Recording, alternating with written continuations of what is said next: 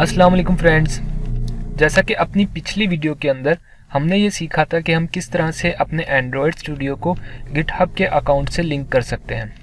आज की इस वीडियो में हम ये सीखेंगे कि हम अपने ऐप के कोड को गिटहब के ऊपर किस तरह से होस्ट कर सकते हैं या उसकी रिपोजिटरी बना सकते हैं। इसके लिए आपको एक टूल की ज़रूरत पड़ती है जिसका नाम है गिट। गिट और गिटहब दोनों डिफरेंट चीज़ें हैं।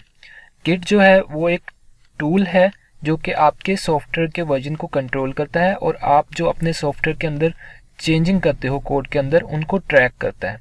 जबकि गिटहब एक वेब बेस्ड प्लेटफॉर्म है जहां पर आप अपने कोड को होस्ट कर सकते हो। ये दोनों ही ओपन सोर्स हैं और बिल्कुल फ्री हैं। गिट को डाउनलोड करने के लिए आप जस्ट गूगल के ऊपर गिट लिखें तो उसकी ऑफिशियल वेबसाइट आपको टॉप पर मिल जाएगी। यहाँ पर आप डाउनलोड फॉर विंडोज़ के लिंक पर क्लिक कर दें।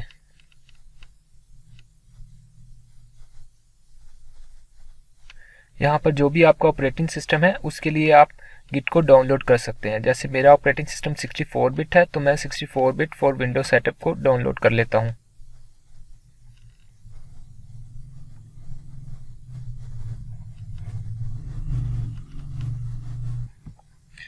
सो फ्रेंड्स, गिट डाउनलोड हो चुका है। अब मैं इसको इंस्टॉल कर लेता हूँ अपने लैपटॉप के अंदर।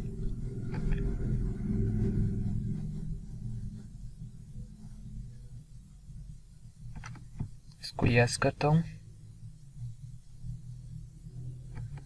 Next next.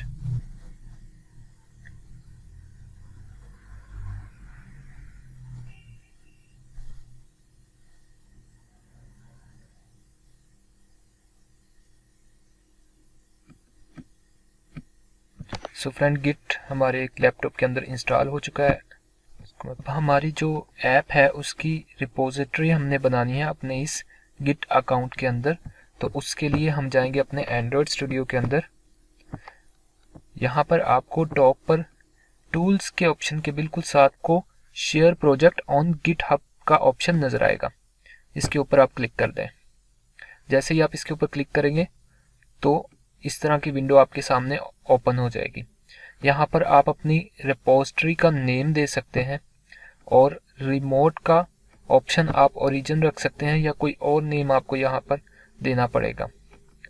और अगर आप अपनी इस रिपोजिटरी को प्राइवेट रखना चाहते हैं तो आप राइट साइड पर मौजूद ऑप्शन प्राइवेट को चेक कर दें।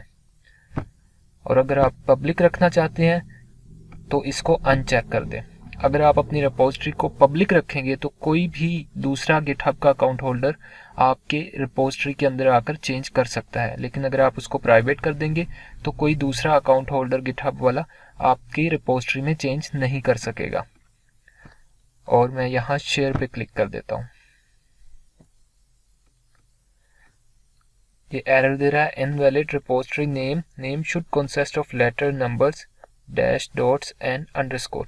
यहाँ पर हम स्पेस नहीं दे सकते अपनी रिपोजिटरी के नेम के अंदर, तो मैं ये स्पेस खत्म कर देता हूँ और दोबारा शेयर पे क्लिक करता हूँ। फिर आपके सामने इस तरह की विंडो ओपन हो जाएगी और यहाँ पर नीचे वाले बॉक्स में आप देखेंगे कमेंट मैसेज। यहाँ पर आप कोई भी कमेंट मैसेज दे सकते हैं। जैसे यहाँ पर इनिशियल कमेंट दिया हुआ है या कुछ और भी आप यहाँ पे लिख सकते हैं और ऐड पे क्लिक करते हैं। सो आप देख सकते हैं कि यहाँ पर माई एप्लीकेशन के नाम से रिपोजिटरी क्रिएट हो चुकी है और जो भी कोड था मेरी ऐप का वो सारा का सारा अपलोड हो चुका है गिटहब के अकाउंट पे। सो हमारी रिपोजिटरी क्रिएट हो चुकी है हमारे गिटहब के अकाउंट पे माई एप्लीकेशन के नाम से, और जितना भी हमारा कोड था हमारी ऐप का वो सारा अपलोड हो चुका है यहाँ पर। होप सो कि आज की वीडियो में आपको अंडरस्टैंड हो गया होगा कि आप किस तरह से गिटहब पे अपने सोर्स कोड को अपलोड कर सकते हैं, अपने ऐप के कोड को अपलोड कर सकते हैं। Thanks for watching this video.